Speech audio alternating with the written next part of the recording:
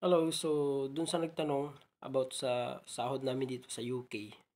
So kung meron bang milyon yung sinasahod namin dito. So sagot ko lang dyan, yes meron. So ang daily kasi namin dito as builders 15.88 pounds yun And then dati kasi nung hindi winter dito, 8 hours kami daily. And then may 3 hours overtime, so 11 hours in a day. Tapos pinapasok din namin yung Sabado. Dati nung hindi winter is yung Sabado namin is 7 to 5. So 9 hours din yun kasi may 1 hour break. Doon naman dati sa Lunes hanggang Friday, sa isang araw nun dati is may 2 hours break kami, pre yun. So in 1 week namin nagre-range kami ng 1 week is 64 hours. So i-times mo yun ng 15.88. So yun yung namin.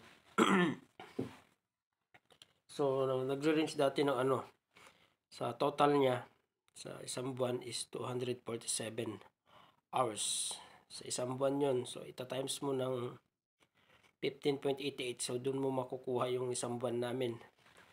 And yes, so, umaabot siya ng mga 3.3, 3.4 ganun pag full overtime kami. So pag may 3 hours OT kami, ganun yun umaabot kasi pinapasok namin yung Sabado. So ngayon yung nag-start na yung winter, na kami 7 to 5. So 9 hours na lang kami in a day. And sa Sabado pumapasok kami, so 8:30 to 1:30. So may 5 hours pa din kami, pero may break pa rin kami yan. Nagbe-break pa din naman kami. And ang maganda kasi dito, maganda yung mga benefits. Pero kahit malaki yung sahod, umabot ng 3.3, 3.4 million in a year. So babawasan pa yun ng mga tax. So malaki rin yung mga tax namin dito. So, nung last month yung tax ko is nasa nasa 600 pounds. Iba pa yung insurance. So insurance namin nagre-range din ng nasa 250 ganyan. And yung bahay ko dito is 550 pounds. Sa samban yun. Yung fare ko naman kasi may sasakyan yung kasama namin. And nagbabayad ako 70 in a month. And yung food ko, yung food allowance.